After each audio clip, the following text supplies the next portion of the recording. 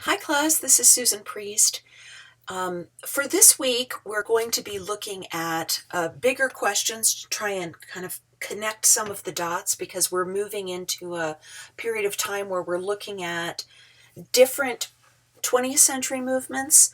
So we need to understand why these movements appeared. And so I'm trying to locate my argument and my discussion here this week in a brief historical overview. So first we're going to look at what are the questions of Western philosophy. Then we're going to talk about four different philosophers: Hegel, Schopenhauer, five: Karl Marx, Friedrich Nietzsche, and Soren Kierkegaard, who had different responses to the questions of interest in this time period, 19th century. And then we're going to look at 20th century responses to philosophy. So, as a point of review, here's a brief timeline of where we've been up until this point. So from Plato and Aristotle through Augustine, Aquinas, Hobbes, Descartes, Locke, Spinoza, Hume, Kant, from basically the 5th century BCE to the 18th century, the predominant mode of thought was for Western philosophers is they need to figure it all out. They need to have a system of ideas about what is reality, metaphysics, how do we know, epistemology, how is society organized, political philosophy, and what is moral to do, ethical philosophy. And many of these scholars had ideas about all of these notions. And we'll see sort of the pinnacle is Immanuel Kant.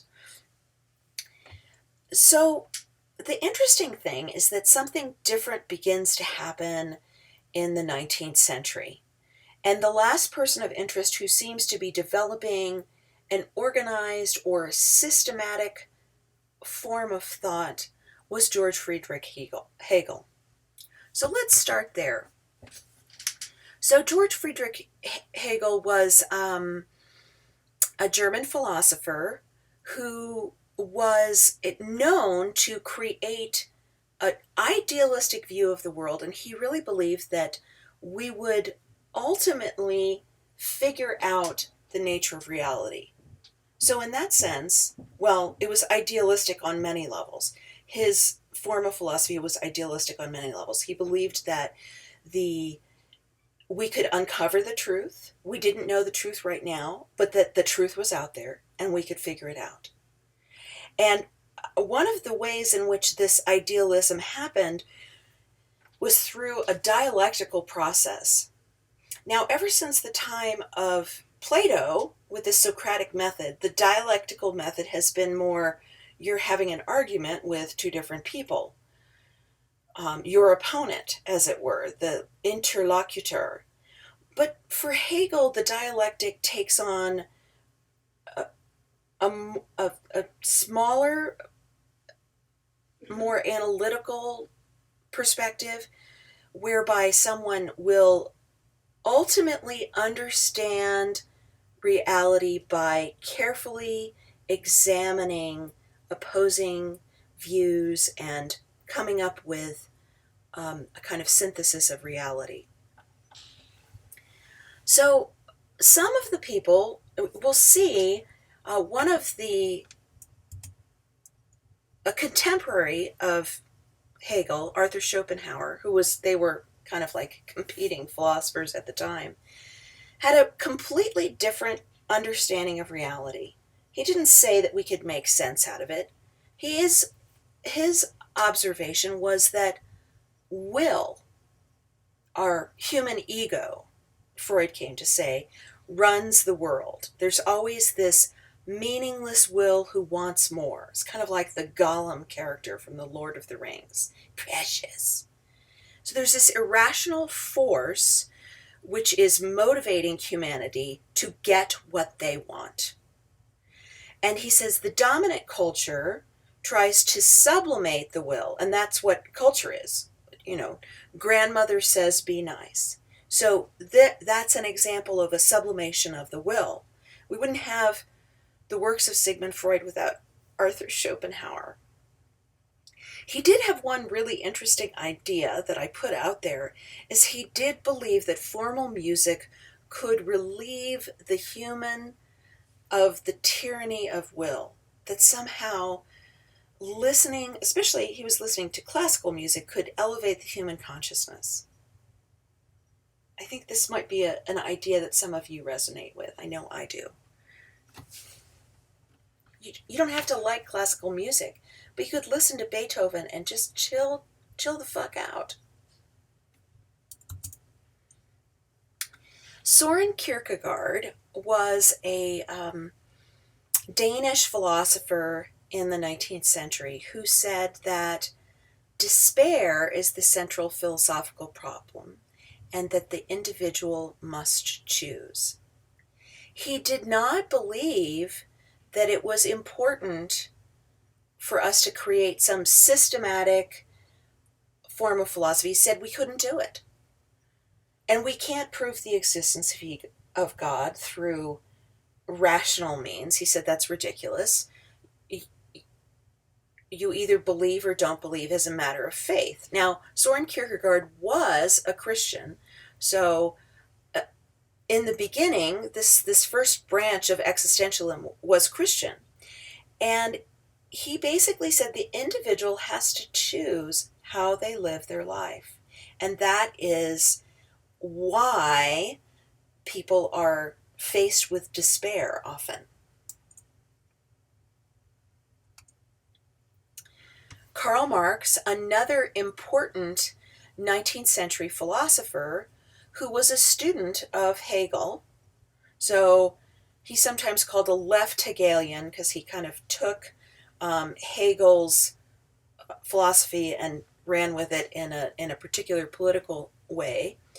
But one of the things that Karl Marx did that was so interesting is he analyzed the alienation that was created in the workplace in the 18th century. So, not the 18th century, excuse me, the 1800s is the 19th century. So he was looking at the product of the Industrial Revolution and seeing that people who were going off to work in factories were more alienated toward their products because they weren't seeing something from start to finish. It wasn't like in the days of the householders where someone was making a candle from start to finish. They were increasingly distance from their work because their work was no longer just I'm creating food from start to finish for my family. No, now I'm going to a factory and getting paid so I can go back and buy things in an exchange mechanism. So he really looked at how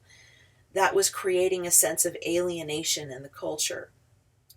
He also really says that there is a dialectic created by this argument of material objects, and that ideas are in essence defined by the people who have political power, and the people who have political power, the ruling elite, are the people who have the most economic power.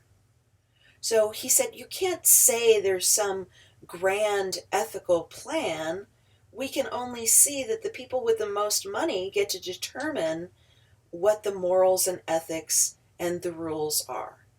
So pretty groundbreaking, the work of Karl Marx and his buddy Friedrich Engels.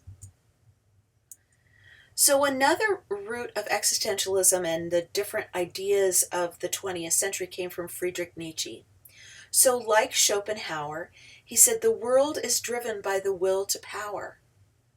He also said God is dead, but he didn't say just God is dead. He said God is dead and we have killed him. Because he was saying in the age of science, there's no longer, like Kierkegaard said, there's no longer this,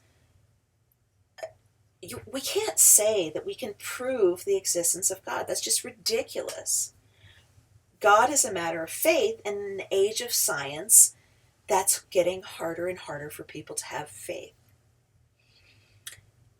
So, and the other one of the other, he wrote a lot, but one of his core ideas is that only the Übermensch can rise above mediocrity. Only the person who has passion, who follows the Dionysian principles of excellence and striving for excellence at all costs, can rise above mediocrity. And he said that mediocrity was really the enemy. Mediocrity is the enemy.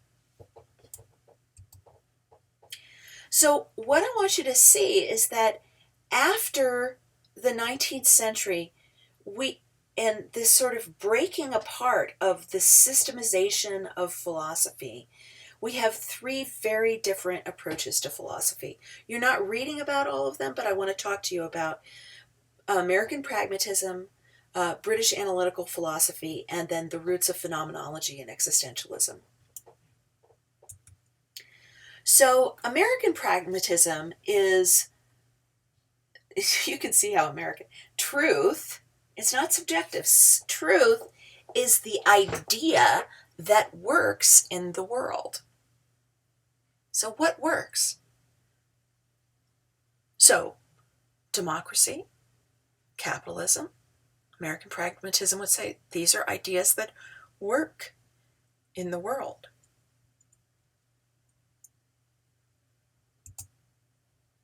Now, we read William James about, he's the person who wrote about free will and determinism very eloquently, and argued for indeterminism as being a more rational view.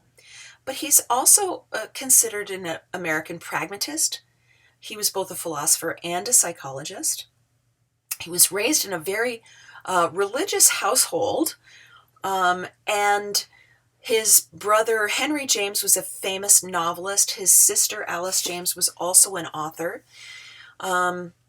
So some of the ideas that he had is that ideas are roadmaps that can carry us from one experience to another. What do you think of that? Do you have an idea that moves you from one place to the other? Now again, remember I said he was very religious, had a very religious upbringing, but William James called himself an agnostic. He didn't know whether God existed. He wasn't really willing to say one way or the other. But he said that God works for a lot of people, pragmatically. He talked a lot about religion. He had a lot to say about religion. He said religions come in two types, healthy and sick soul variety. Healthy religions are ones that help people become better people in society and improve the whole society at large, whereas sick soul religions are those that are authoritarian and make the believer dependent on some hierarchical system.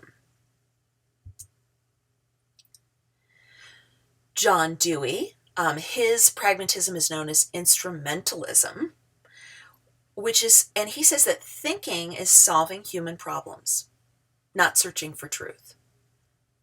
So notice how American this is. We're gonna fix things. We're gonna solve problems, and that's a different way of looking at philosophy. Not just don't spend all your time spacing out on ultimate reality. How can we solve human problems? Now the British were really better at promoting and exploring analytic philosophy, which, similar to pragmatism, was to try to make ideas simple, but the focus for analytic philosophy was to analyze language, because our thoughts and how we communicate about things are all contained in this vast world called language. And so we see people like G.E. Moore, who in the 20th century began to defend common sense and to say that the aim of philosophy is to clarify the meaning of your language. Now notice when you're writing, this is why it's so important for you to be clear about what you write. So that's why the practice of what we're doing in this class of articulating what your thesis is, what your argument is of ultimate importance. To clarify your meaning is your biggest skill set to improve upon. Bertrand Russell, you do have an essay by him this week, and you'll see his approach is quite specific and analytical and detailed. And he said that philosophy should be scientific and analytical. He also believed that one should always seek the simplest explanation, which is known as Occam's razor. Now, Bertrand Russell didn't create this idea, but I think he kind of brings it back and says, that's what we need. The simplest explanation is usually the best. And what we know is defined by sense data. The sense data of me sitting before the computer screen, you're sitting before the computer screen. These are the conditions of our reality right now. A student of Bertrand Russell, Ludwig Wittgenstein, is one of the most brilliant philosophical writers of the 20th century. Just amazing. It's very challenging to read Wittgenstein. I will say that. It's just a huge challenge. But he was a student of Russell. He was also served in World War I, and he wrote this amazing tractise, his early work, which focuses on language and how it explains the world in pictures. And then he wrote later about game theory, and how there's a language game that happens in the social world that helps define people. So he furthered the ideas of analytical philosophy, which focuses on language. Great Ludwig Wittgenstein quote is, language can obscure reality. It can be like a cloud of mystery. So notice how these different cultures are different, people who live in different parts of the world are developing different voices, different ideas about what's important about philosophy. Edmund Husserl, a German philosopher, developed transcendental philosophy, phenomenology, where he was really he was studying consciousness, and he was trying to investigate phenomena without making assumptions about the world. So think about whatever phenomena you're experiencing right now while you're listening to this lecture, or you're hearing it, you're doing something else, whatever the conditions are, what phenomena are you experiencing right in this moment? That's the aim of phenomenology, to study what is actually happening with you in this moment. How do you know as you investigate and experience your own being in the world? Martin Heidegger, who is considered a German existentialist, wrote a book called Being in Time, among other things. And he is known for many things. And we won't get into his participation in the Nazi Party. We won't, make specious claims just to reject him, because I think he's a very important figure in the 20th century, especially the roots of existentialism. And here's what he says: all we know as human beings is we're thrown into the world. So what does he mean by this? We're thrown into the world. We just pop out of our mother's womb, or maybe we come out through cesarean, but in any case, we're just thrown into the world and we have to deal. And he said that there's a tendency in humanity to get stuck in the everyday chatter of the world. Oh, the politics, the what's the weather, all these cycles of existence that actually the only way you can get unstuck is to search for authenticity. Really search for authenticity. So Jean-Paul Sartre, that you read this week, his essay or excerpts from his essay on existentialism, who's a French existentialist, an atheist. So in contrast to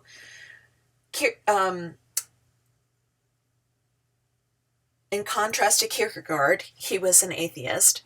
And he said that in contrast to Plato, who says that essence precedes existence, he's saying, no, we're like Heidegger, we're thrown into this world, and then we figure it out. Whatever we become is what we choose to become, a series of our choices. So this is like the radical opposite of determinism, that you are free to choose and you have a whole life out there. So what do you want to do? Man is condemned to be free. Human beings are condemned to make choices, and sometimes we get stuck in that. So